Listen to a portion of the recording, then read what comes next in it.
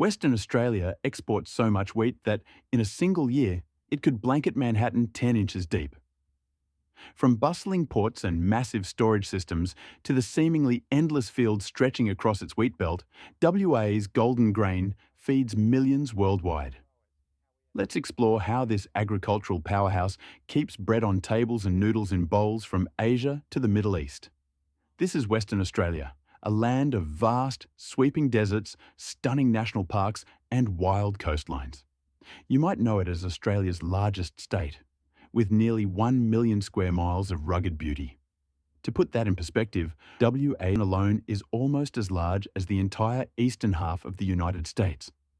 It's so vast, in fact, that it's the second largest subdivision of any country on Earth, just behind the Sakha Republic in Russia. But in stark contrast to its size, WA's population is small, around 3 million people, mostly clustered along the coast. Beyond its natural wonders, Western Australia is known for its economic might, especially its mining and agriculture. It's the iron ore capital of the world, with WA exporting an astonishing 845 million tonnes of iron ore annually, supplying nearly 40% of the world's demand. But what surprises many is that WA is also a powerhouse in wheat production. Wheat is truly Western Australia's crown jewel in agriculture, raking in an astounding $5.5 billion in 2022 alone. Ports like Kwinana and Albany are bustling powerhouses, moving vast quantities of grain to feed nations worldwide. With their enormous capacity, these ports handle close to 12.8 million metric tonnes of wheat, barley, and canola annually. Together, these ports make WA the beating heart of Australia's wheat export market, shipping out nearly 46% of the nation's total wheat exports. To put this monumental output into perspective, the 12.8 million tonnes of grain exported each year is enough to fill a staggering 512,000 Australian grain trucks. Lined up end to end, these trucks would stretch a massive 9,728 kilometres. That's nearly 2.5 trips across the United States from coast to coast. And if that's not impressive enough, this convoy could wrap around 24% of the Earth's circumference. Western Australia's wheat production is laser-focused on international markets, contrasting sharply with the eastern states, where wheat plays a different role. States like New South Wales, Queensland, and Victoria rely heavily on wheat for domestic needs. Their wheat often ends up as flour for bread and pasta or becomes feed for livestock.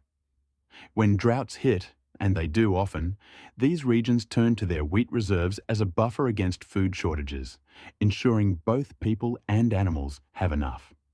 Eastern Australian farmers plan for the long term, storing surplus wheat for those inevitable drought years. When conditions are favourable and the silos are full, these states might dip into exports, but feeding the nation always comes first. This approach builds resilience into the domestic supply chain and ensures that Australian consumers are less affected by global wheat price fluctuations or sudden export demands. But Western Australia is different. With a climate and geography ideal for export-focused production, WA's wheat flows almost directly to overseas markets, rarely diverted for domestic use. This international demand shapes the state's approach to farming and logistics, with WA's sprawling wheat fields stretching to the horizon. WA wheat is prized for its quality and reliability. Let's be real. Without WA wheat, there might be a real noodle crisis. Can you imagine the panic? Western Australia's wheat storage and export system is a powerhouse of efficiency, run by CBH Cooperative Bulk Handling. With over 100 receival sites scattered across the wheat belt, from Geraldton in the north all the way down to Esperance, WA's network can handle a jaw-dropping 20 million tonnes of grain each season. For perspective, that's enough to fill New York City's Central Park nearly 8 metres deep. Each receival site is equipped with top-of-the-line automated systems, ready to process mountains of grain as it pours in during the harvest season. This fast-paced setup is crucial, as it allows WA's grain to reach international markets before global demand shifts, keeping WA producers competitive on a worldwide scale. Then there's the port infrastructure. WA's 4 export powerhouses: Kwinana, Albany, Geraldton and Esperance. Kwinana, the largest of the ports, can store over 1 million tonnes of grain on site and can load ships at a mind-boggling speed of 2,000 tonnes per hour. To put that in context, Kwinana can load enough wheat in a single hour to make over 160 million loaves of bread. Albany, Geraldton and Esperance each bring their own muscle, with massive storage bunkers and conveyor systems that allow for quick, continuous grain transfer. WA's infrastructure means that grain spends as little time in storage as possible before making its way to eager global markets.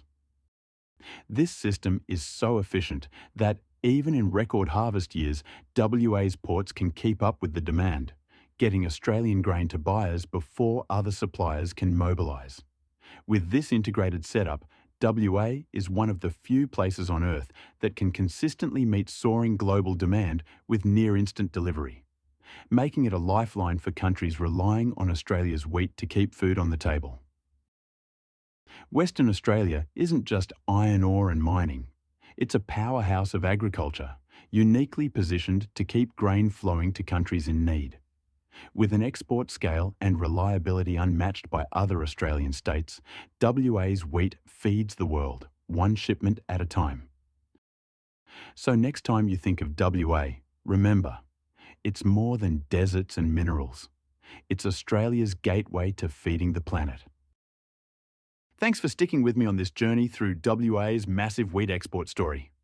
If you found this as fascinating as I did, make sure to subscribe because coming up, I'll be diving into the old school methods of grain storage, including the incredible stick shed at Moor Towa, and digging up some forgotten history on the Dunolly stick shed.